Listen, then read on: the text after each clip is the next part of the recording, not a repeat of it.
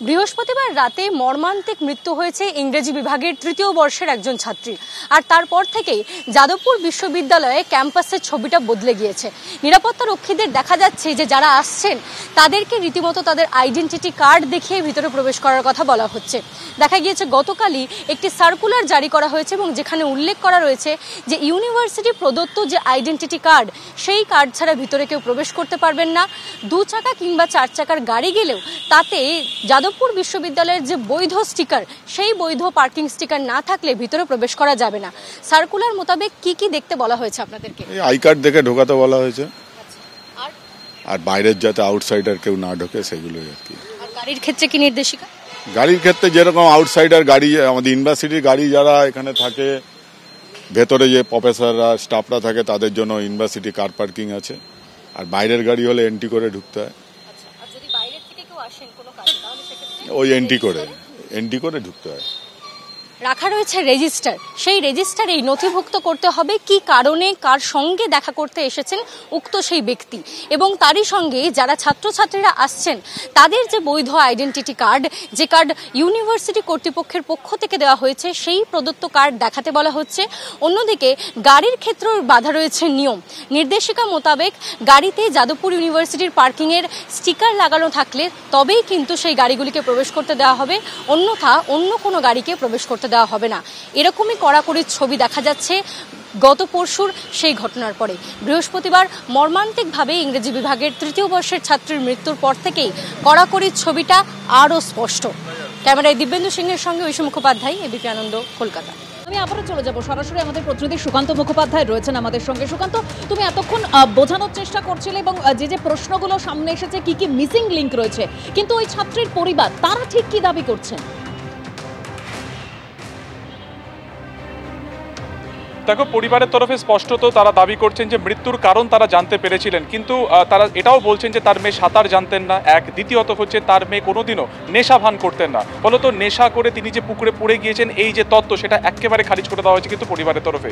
এবং তৃতীয়ত হচ্ছে ঘটনার দিন অর্থাৎ বৃহস্পতিবার দিনকে রাত্রি 9:08 নাগাদ বাড়িতে তিনি ফোন করেছিলেন এবং ফোন করে মাকে তিনি জানান, এই অনামিকা মণ্ডল, যে তিনি একটি বাউল গানের কনসার্টে রয়েছেন, ক্যাম্পাসে সেই কনসার্ট রয়েছে এবং সেটা শেষ করার পর তিনি চলে যাবেন। এরপর দ্বিতীয় ফোন অন্য একটি নাম্বার থেকে একজন পড়ুয়া এই একই ডিপার্টমেন্টে তারা পরিবারকে জানায় যে এরকম একটি ঘটনা ঘটেছে, এবং পরবর্তী সময় পরিবার কেপিসি হাসপাতালে আসে এবং তারা এসে দেখে যে তার মেয়ে ইতিমধ্যে মারা গিয়েছেন। তারা চিকিৎসককে জিজ্ঞাসা করেন, চিকিৎসক তাদেরকে বলে যে পালস ছিল না যখন তাকে আনা হয়েছিল, অর্থাৎ হাসপাতালে নিয়ে যাওয়ার আগেই তার কিন্তু মৃত্যু হয়েছিল। ঠিক এখান থেকে পরিবার যেটা প্রশ্ন তুলছে যে এই যে ক্যাম্পাসে যেখানে এই ঘটনাটি ঘটেছে সেইখানে সিসিটিভি কেন অপ্রতুল রয়েছে, সেখানে কেন সব জায়গাতে সিসিটিভি ইনস্টল নেই। তার কারণ হচ্ছে, তোমাকে একবার ছোট্ট করে দেখাবো, এই হচ্ছে ঘটনাস্থল।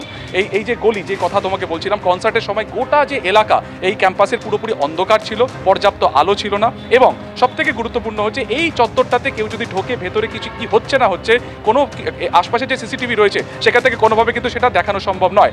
একবার ছোট করে দেখাবো, ঠিক সামনে ক্যাম্পাসের সামনে সিকিউরিটি গার্ডের ওপরে যে সিসিটিভি ক্যামেরা রয়েছে এবং আর্টস বিল্ডিংয়ে যে সিসিটিভি ক্যামেরা রয়েছে সে থেকে কিন্তু শুধুমাত্র এই যে সামনে লন রয়েছে সেই লনটুকুই বোঝা সম্ভব, কিন্তু এই গলির ভেতরে কি হয়েছে সেটা জানা সম্ভব না। সেই কারণেই পরিবার কিন্তু প্রশ্ন তুলছে যে মৃত্যুর কারণ তারা জানেন, কিন্তু কিভাবে তার মেয়ে এই পুকুরে পড়লো সেইটা এখনো পর্যন্ত কিন্তু স্পষ্ট নয়। ময়নাতদন্তের পূর্ণাঙ্গ রিপোর্ট হাতে পাওয়ার পরই তারা কিন্তু এই বিষয়ে লিখিত অভিযোগ দায়ের করবেন, এবং এখনো পর্যন্ত যাদবপুর থানার ওপরই কিন্তু তার আস্থা রাখছেন আপাততভাবে তদন্তের ক্ষেত্রে। সুকান্ত, ধন্যবাদ। অর্থাৎ পরিবারের তরফে বলা হচ্ছে যে সিসি ক্যামেরা যদি সঠিকভাবে ইনস্টল করা থাকতো তাহলে এই মৃত্যুর কারণটা স্পষ্ট হতো। এদিকে অনামিকার মা বলছেন যে মেয়ে বলেছিল ক্যাম্পাসে বাউল গান হচ্ছে, শুনে ফিরবেন, তাকে তাড়াতাড়ি ফিরতে বলেছিলাম, তারপর রাতেই তার মৃত্যুর খবর আসে। কোনো মার সন্তান যে আমার চলে গেছে, কারণ ওরকম যেন না হয়, কোনো শত্রু না হয়, ওরকম কোনো শত্রু না হয়, এইটা কাটুক। আমার এইটাই অনুরোধ সবার জন্য আমার মেয়েটার ওইটাই কাটুক। বিশ্ববিদ্যালয়ের কাফিলে তিনি কিছু বলতে চান? কি বলবো, আমার সন্তানটাকে ফেরত দিতে দেবেন দিন, আপনারা যার যেটা বলতে বলবেন আমি সেটা বলবো, কিন্তু আমার সন্তানটা ফেরত দিতে পারবেন। যাদবপুর বিশ্ববিদ্যালয়ে ছাত্র মৃত্যুর পর ফের সামনে এসেছে পর্যাপ্ত সিসিটিভি না থাকার সমস্যা। যাদবপুর বিশ্ববিদ্যালয়ে সিসিটিভি যে অপ্রতুল সেই ছবি ধরা পড়েছে এবিপি আনন্দের ক্যামেরায়। পড়ুয়া মৃত্যুকে কেন্দ্র করে আরও একবার শিরোনামে যাদবপুর বিশ্ববিদ্যালয়। আমরা এই মুহূর্তে ঠিক যে ঝিলের পাশে দাঁড়িয়ে রয়েছি, গত পরশু অর্থাৎ বৃহস্পতিবার সেই ঝিল থেকেই ইংরেজি বিভাগের তৃতীয় বর্ষের ছাত্রী অনামিকা মণ্ডলের অচৈতন্য অবস্থায় দেহ উদ্ধার হয়। তারপরেই তাকে এখান থেকে কেপিসি হাসপাতালে নিয়ে গেলে চিকিৎসকরা তাকে মৃত বলে ঘোষণা করেন। যে জায়গাটি এখন কর্ডন করে দেওয়া হয়েছে পুলিশের পক্ষ থেকে, do not cross crime scene, ঠিক এই জায়গা থেকেই উদ্ধার করা হয় ইংরেজি বিভাগের তৃতীয় বর্ষের সেই ছাত্রীর দেহ। তারপরেই তাকে নিয়ে যাওয়া হয় কেপিসি হাসপাতালে। এখান থেকে প্রশ্ন উঠছে, সিসিটিভি ক্যামেরার অপ্রতুলতার কারণে ঠিক কিভাবে এই দুর্ঘটনা ঘটল, মর্মান্তিক পরিণতি হলো সেই ছাত্রীর, সেই বিষয় নিয়ে ধোঁয়াশা সৃষ্টি হয়েছে। যাদবপুর বিশ্ববিদ্যালয়ের ঠিক যেই জায়গাটা প্লেস অফ অকারেন্স, যেখানে এই ঘটনাটি ঘটেছে, সেদিকে তাক করা কোনো সিসিটিভি ক্যামেরা নেই। যাদবপুর বিশ্ববিদ্যালয়ের আর্টস বিল্ডিংয়ে যে সিসিটিভি ক্যামেরা রয়েছে তা 4 নম্বর গেটের দিকে তাক করা, অর্থাৎ তার মাধ্যমে দেখা যাবে যে যাদবপুর বিশ্ববিদ্যালয়ের 4 নম্বর গেট দিয়ে কারা কখন প্রবেশ করছেন। অন্যদিকে যাদবপুর বিশ্ববিদ্যালয়ের 4 নম্বর গেটে যে 3টে সিসিটিভি ক্যামেরা রয়েছে তারও কোনো অভিমুখ এই রাস্তার দিকে নেই, অর্থাৎ সম্পূর্ণ বিষয়টা এখন ধোঁয়াশায়। তদন্তকারী আধিকারিকরা তদন্ত করে দেখছেন ঠিক কিভাবে, কি কারণে এই ছাত্রীর এরকম একটি মর্মান্তিক পরিণতি হলো। তবে প্রশ্ন উঠছে পাঁচতারা বিশ্ববিদ্যালয়ে ছাত্রছাত্রীদের নিরাপত্তা এবং সুরক্ষা নিয়ে। যাদবপুর বিশ্ববিদ্যালয়ের মতো নামজাদা একটি বিশ্ববিদ্যালয়ে বছর বছর দেখা যায় ছাত্রর মৃত্যু।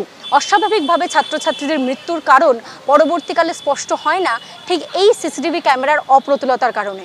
যদিও বা কর্তৃপক্ষ স্বীকার করছে যে অপ্রতুলতা রয়েছে সিসিটিভি ক্যামেরায়, পর্যাপ্ত সিসিটিভি ক্যামেরা কিংবা নিরাপত্তা রক্ষী নেই বলেই এরকম ঘটনায় ধোঁয়াশা সৃষ্টি হচ্ছে। ক্যামেরায় দিব্যেন্দু সিংহের সঙ্গে ঐশী মুখোপাধ্যায়, এবিপি আনন্দ, কলকাতা।